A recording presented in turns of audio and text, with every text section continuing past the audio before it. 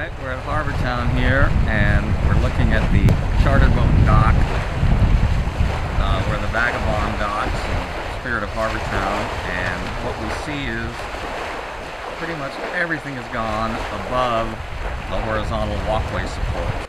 The Harbour Town lighthouse itself is still standing tall, showing few signs of any damage. Here's the awning underneath the Harbour Town lighthouse where vacationers like to sit and eat ice cream. It's totally shredded. Here's the other part of the awning beneath the lighthouse. But as I pan, you can see that the yacht harbor itself, the actual yacht basin, came through the storm pretty much unscathed.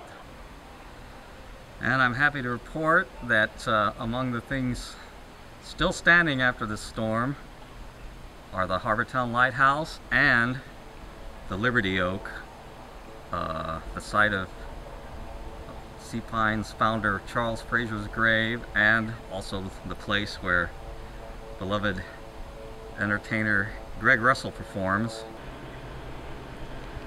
We're looking at some damaged dock and floating concrete walkway. Some of the first significant damage we've spotted here inside the Harbour Town Yacht Basin. The shattered trunk of this large pine tree here at Harbour Town gives you a sense of the forces that were at play as Hurricane Matthew came through on Saturday morning. We're on the apron of the 18th green of Harbour Town Golf Links, which is strewn with floating walkways from Harbour Town thrown up by Hurricane Matthew. This is the seawall at the entrance to Harbour Town Yacht Basin, which is where most of the charter boat dock appears to have ended up. I guess you could describe this as ground zero for damage from Hurricane Matthew at Harbour Town.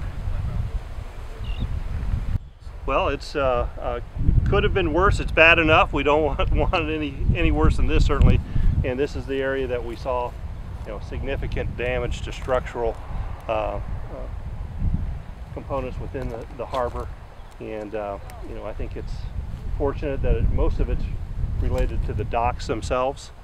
We do have some up on the structural areas outside that supports the marina, but most of it is related to docks and those.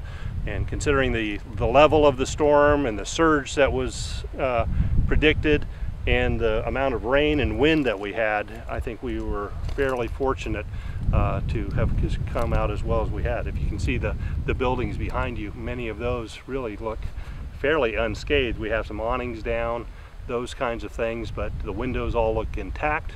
And the big concern in a storm like that is water damage and how much that would happen. And if we can keep these things, the structures intact, we're going to be in a much better position.